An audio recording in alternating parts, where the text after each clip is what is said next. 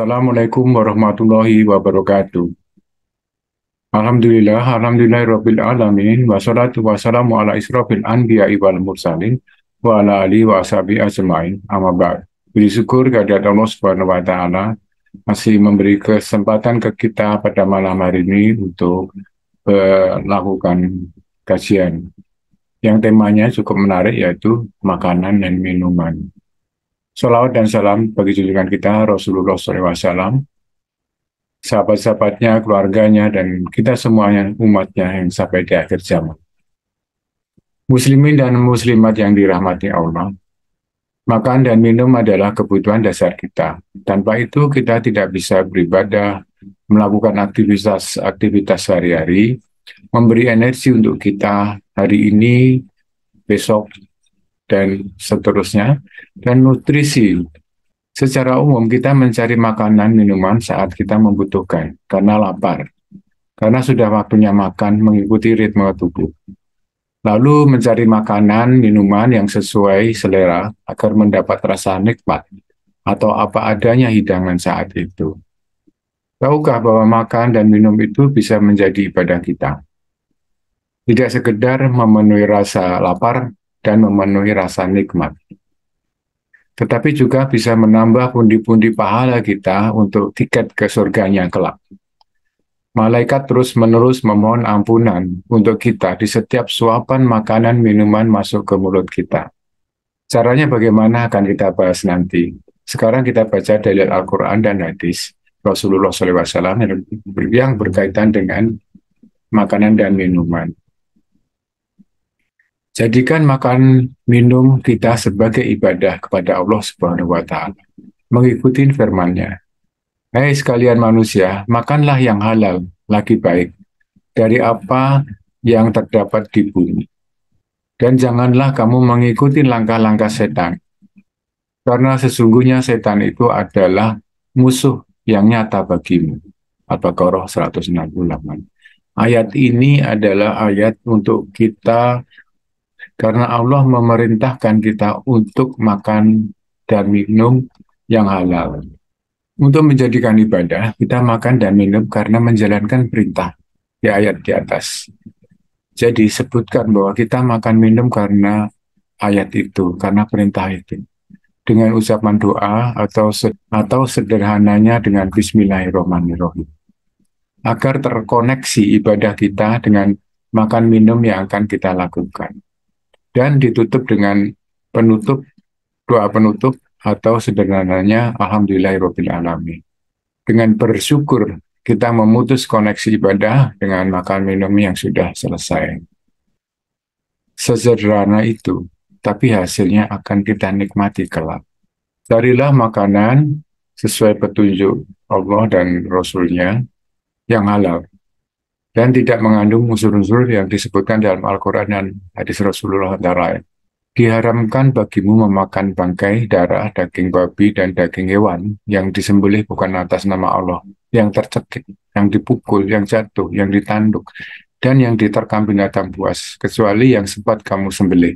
Dan diharamkan pula yang disembelih untuk berhala.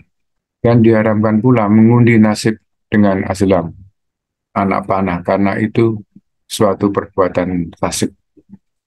Pada hari ini orang-orang kafir telah putus asa untuk mengalahkan agamamu. Sebab itu janganlah kamu takut kepada mereka, tetapi takutlah kepadaku.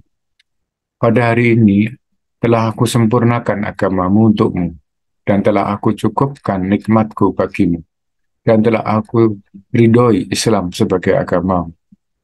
Tetapi barang siapa terpaksa karena lapar, bukan karena ingin berbuat dosa, maka sungguh Allah Maha Pengampun, Maha Penyayang. Al-Maidah ayat 3. Itu tadi yang disebutkan makanan dan minuman yang dilarang oleh kita, kecuali kalau terpaksa. Misalnya ada gempa bumi dan sebagainya yang tidak memungkinkan untuk mendatangkan makanan-makanan yang halal. Kalau tidak terpaksa ya nggak boleh. Gitu. Apalagi ada alternatif. Sebetulnya yang diharamkan itu sedikit dibanding yang dihalalkan. Misalnya yang diharamkan daging babi, tapi kan kita ada daging kambing, daging sapi, daging kerbau, ada ikan, ada ayam, dan lain sebagainya. Jadi alternatifnya banyak. Tidak mungkin orang melakukan makanan-makanan yang haram. Untuk menjaga agar makanan dan minuman kita halal, tidak mungkin kita periksa sendiri. Departemen Agama dan Majelis Ulama Indonesia telah menjaganya. Maka carilah makanan dan minuman yang telah mendapatkan sertifikat halal. Satu lagi yang kita mesti lihat agar mendapat berkah maksimal atas yang kita makan dan minum, yaitu dari mana rezeki didapat untuk mengadakan atau membeli makanan dan minuman tersebut. Pastikan bahwa rezekinya adalah halal juga. Kalau kita beli makan minum dari rezeki yang tidak halal, dari hasil korupsi atau dari hasil mencuri dan sebagainya, itu sudah sulit untuk mendapatkan berkah dari Allah Subhanahu wa Ta'ala. Wahai orang-orang beriman, makanlah dari rezeki yang baik yang kami berikan kepada kamu. Hadis riwayat Muslim. Dari uraian di atas, makanan dan minuman yang membawa berkah disyaratkan antara lain. Satu, dari rezeki yang halal. Kan? Yang kedua, bahan dan cara masak sesuai tuntunan Al-Quran dan hadis. Salah satunya tadi Al-Maidah ayat 3. Yang ketiga, berdoa sebelum dan sesudah makan. Minimal Bismillahirrahmanirrahim, Alhamdulillahirabbil alamin, agar terkoneksi dengan surga kita. Dengan dipenuhinya tiga syarat di atas, berkah yang didapat, sebagaimana sabda Rasulullah SAW di hadis qudsi, para malaikat tidak akan berhenti berdoa memintakan ampunan untuk salah seorang dari kalian selama hidangannya masih diletakkan di hadapannya hingga diangkat. Kitab Ihya Ulumuddin Imam Al-Ghazali. Jadi tiga syarat tadilah yang membuat kita makanan yang kita makan membawa berkah. Tidak hanya sekedar memenuhi rasa lapar dan rasa nikmat. Cobalah dengan ikhtiar yang sesederhana ini. Insya Allah mendapat berkah untuk kita dan keluarga kita. Jazakumullah khairan katsira. Mohon maaf bila ada kesalahan. Kesalahan itu dari saya. Kalau ada kesempurnaan itu dari Allah Subhanahu wa Ta'ala. Wabillahi taufiq wal hidayah. Wassalamualaikum warahmatullahi wabarakatuh.